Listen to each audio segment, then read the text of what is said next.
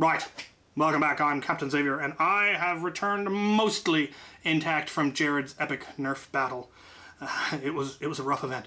I actually left here on Tuesday and stayed with Sergeant Deplorable because he lived near SeaTac, and then they gave me a ride to the airport, and I flew out, and here's that. And what else happened on Wednesday?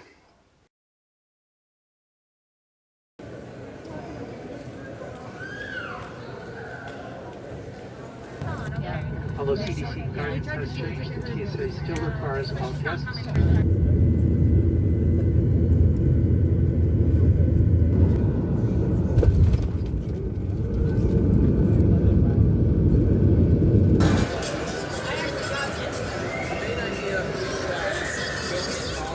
So that was Basic Wednesday. Thursday was all whining and dining for us fancy YouTube folk. We got to go see all sorts of neat things, and we went go-karting, and all sorts of fun stuff was done, and here's the footage I managed to get of that. We're getting into go-karts. Hopefully we won't die. This should be fun. They actually keep your lap times. I didn't do too bad. I'm okay with that. I'm okay. Oh, yeah, hold still. Yeah, not too bad. Food! Many animals died to bring us this heap of food. We are in a vintage toy store that is, it's nuts. They've got just about everything. I had so much He-Man as a kid. I had all of this. Both castles, most of the figures. I don't think I had either of the battle cats.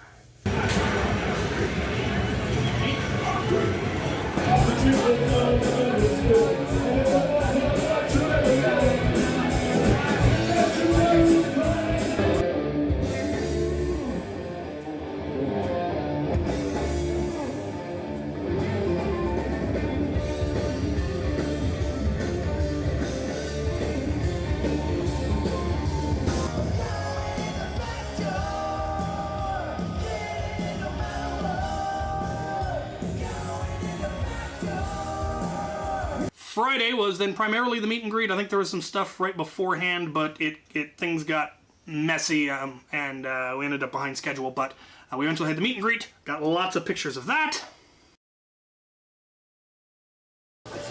Yep. Food. Looks delicious. Fantastic.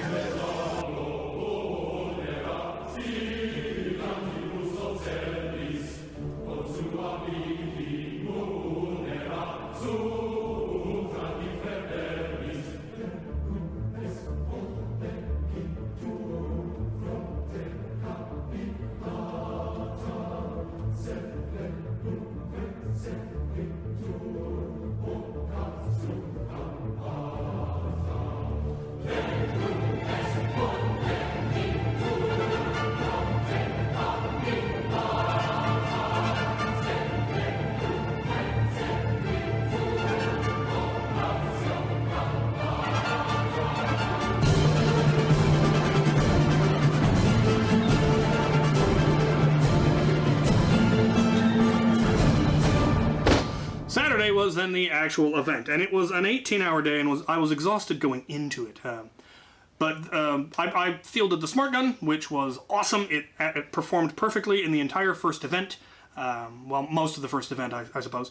Used it in the opening battle, used it in the YouTubers versus everyone battle, which also the auxiliary, I got to call it the auxiliary, and they defended the fort we built, and that was a lot of fun. Then there was a mechanical failure. But I did get lots of good pictures and gun cam and GoPro footage. So here is that footage.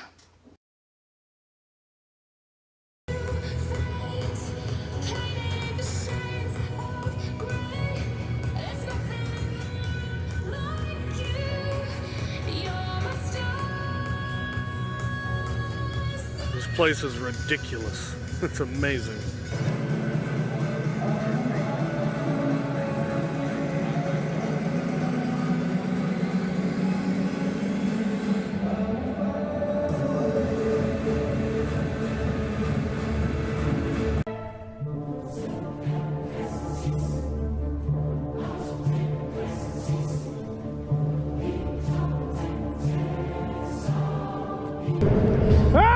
scum!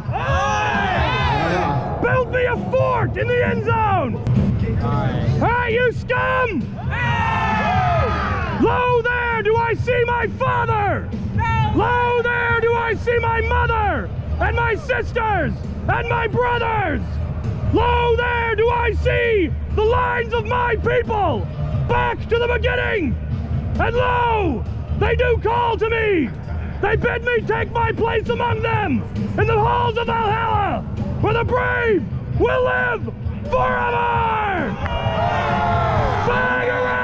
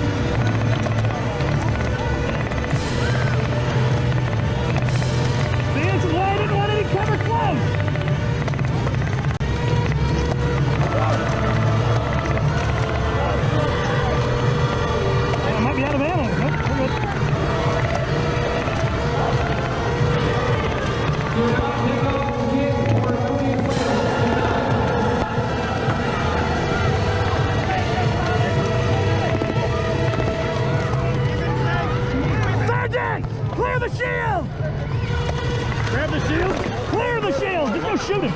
What? Just go shoot him! I'll cover you!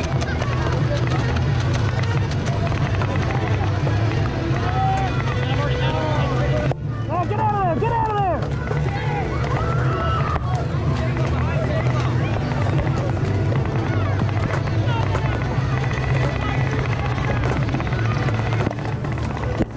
Artillery, be still!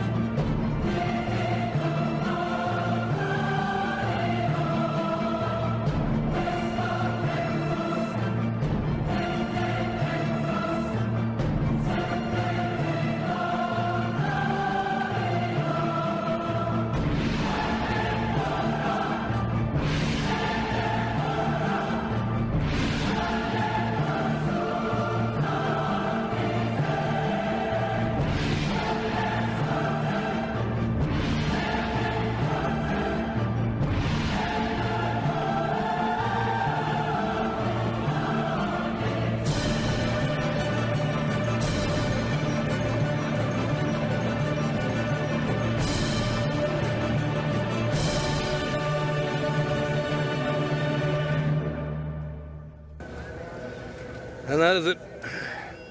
We are packing it in. The wild Walcom in his natural habitat. Shooing everyone out, cleaning up the field. I'm so tired. Hopefully I got some good footage. They should be sending us some good B-roll footage that I should be able to use. So, alright. I'm going home. I'm tired. Right, that was, in a word, epic. I usually don't get GoPro or action footage that good, but I actually got good footage with the gun cam as well as the GoPro. I actually remembered to bring them and turn them on and hit record and everything. And yeah, it was really good. There supposedly will be professional video footage of it that will be made available to us at some point. And when that comes out, I'll probably do a whole additional video just of the smart gun in action, just because you'll get to see how much better professional video is. You can see all the professional photographs, and they're just amazing, just beautifully well done. So I'm looking forward to that. However, there was some controversy that got stirred up as a result of the YouTubers versus everyone battle. At the point where I ran out of ammunition, or I thought I'd run out of ammunition, it actually was a mechanical failure, but once the crowd realized that I couldn't fire anymore and I couldn't keep them back, they pressed in to point blank range and were shooting me in the face. Or that one little kid reached up and shot me in the neck. I actually ended up with welts on my neck armor, very important. I had it the first time, didn't have it this time. That'll teach me. But the crowd pressed in, and then the cameraman, I don't know if he was like an event cameraman or what exactly his role was. I know that he was there on an official capacity. But he stepped in and pushed everyone back, got them back to a safer distance, and then they just rained fire in on me, and that was perfectly fine. I was able to tuck my helmet into my breastplate so my neck was covered, and then just weathered it, because I'm in full armor. I'm fine.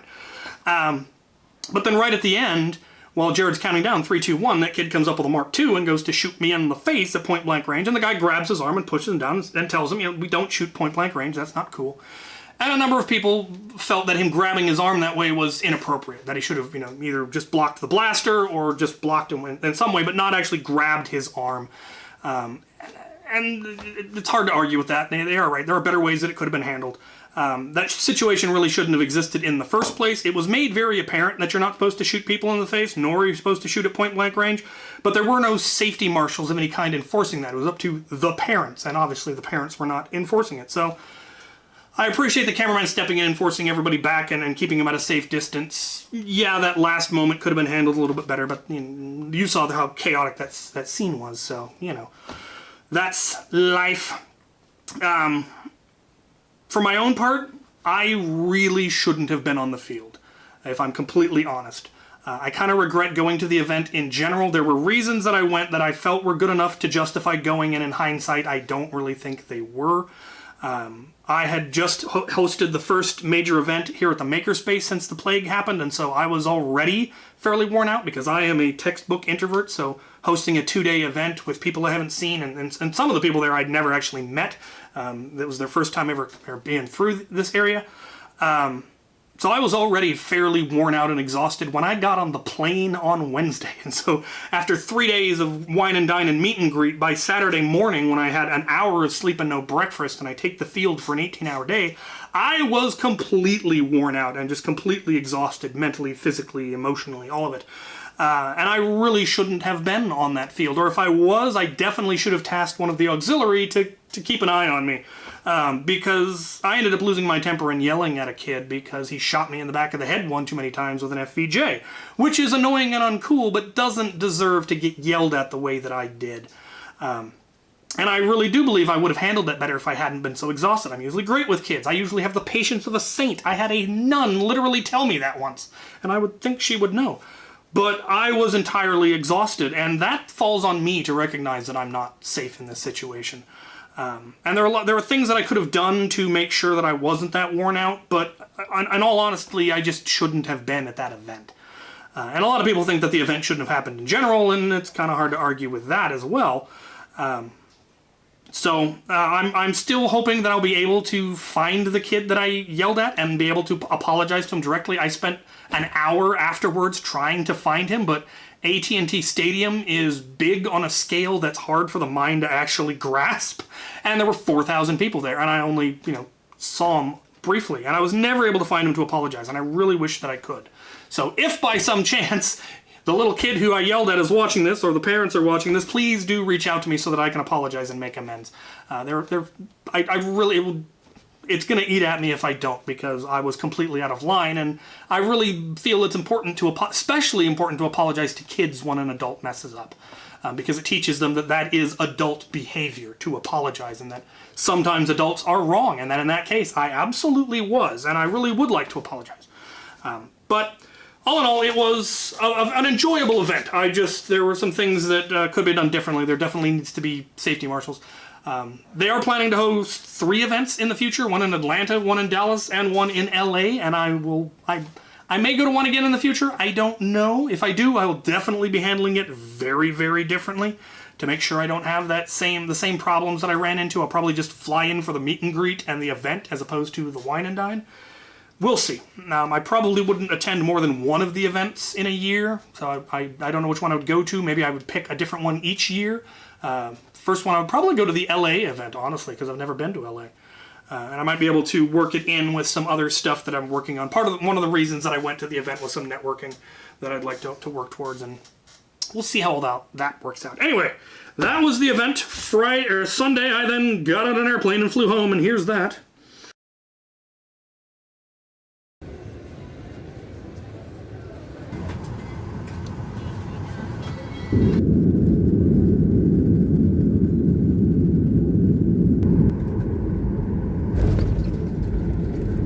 And now, for the final bit, which is loot, because this is me, I always get loot. People bring me loot. It's a thing that happens. It baffles PDK. Paul Kowski, nobody brings him loot.